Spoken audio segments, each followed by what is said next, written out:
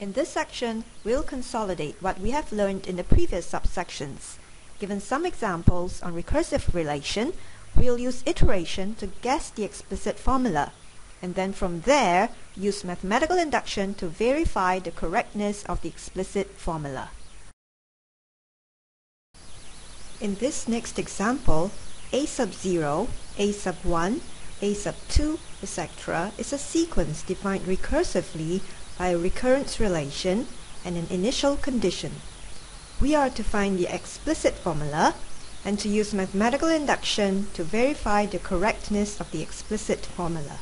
Let's start with part 1. To use iteration to guess an explicit formula for the sequence, let's do step 1. Start with the initial condition.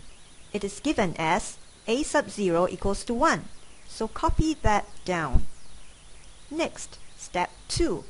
Calculate successive term until you see a pattern developing.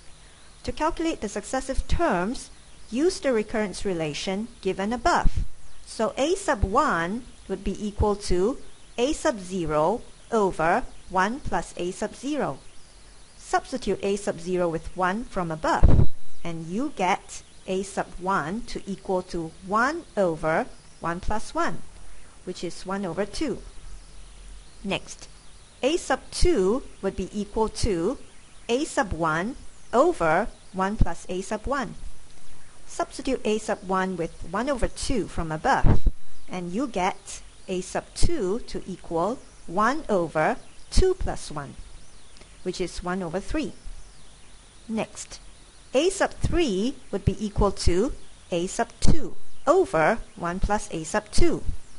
Substitute a sub 2 with 1 over 3 from above, and you get a sub 3 to equal to 1 over 3 plus 1, which is 1 over 4. Next, a sub 4 would be equal to a sub 3 over 1 plus a sub 3. Substitute a sub 3 with 1 over 4 from above, and you get a sub 4 to be equal to 1 over 4 plus 1, which is 1 over 5. Are you able to see any pattern yet?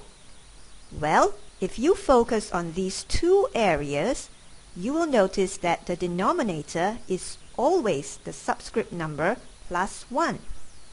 Hence, in step 3, to guess the explicit formula, we can infer that for any generic n, a sub n is equal to 1 over n plus 1. Now that we have found the explicit formula to be a sub n is equal to 1 over n plus 1, how can we use mathematical induction to verify the correctness of this explicit formula? Bear in mind that we have been given two vital pieces of info. First, the initial condition a0 is equal to 1.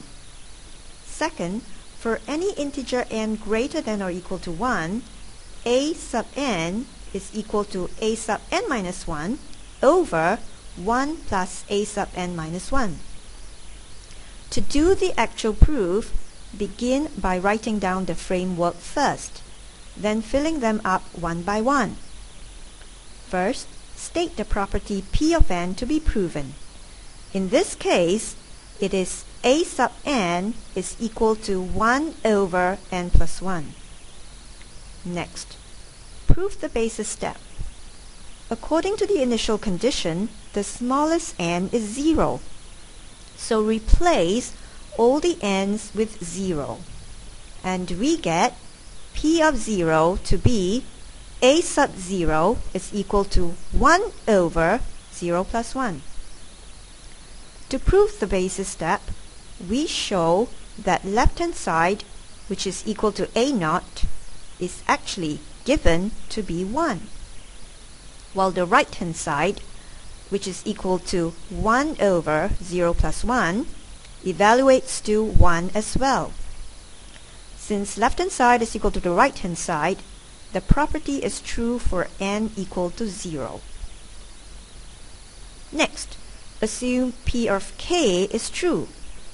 Replace all the n's with k, and we get P of k to be a sub k is equal to 1 over k plus 1, which is assumed to be true. Next, prove p of k plus 1. Replace all the n's with k plus 1, and we get p of k plus 1 to be a sub k plus 1 is equal to 1 over k plus 1 plus 1, which is really just 1 over k plus 2. And that is what we are going to prove. To prove that, we start with the left-hand side, which is equal to a sub k plus 1. How do we get that? Well, we are given this recursive formula.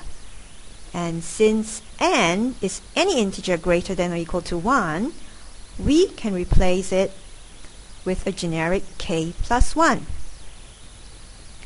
The subscript k plus 1 minus 1 can then be simplified to just k. So a sub k plus 1 is equal to a sub k over 1 plus a sub k, which can then be substituted here. Now, since we have assumed that a sub k is equal to 1 over k plus 1 from p of k above, we can replace all the a sub k, and we end up with this. Simplify all the algebra, and we should end up with 1 over k plus 2, which is the right-hand side of the property. Hence, we have proven that p of k plus 1 is true. Finally, state the conclusion by saying that since we have proved the basis and inductive steps, the property p of n is true for all n.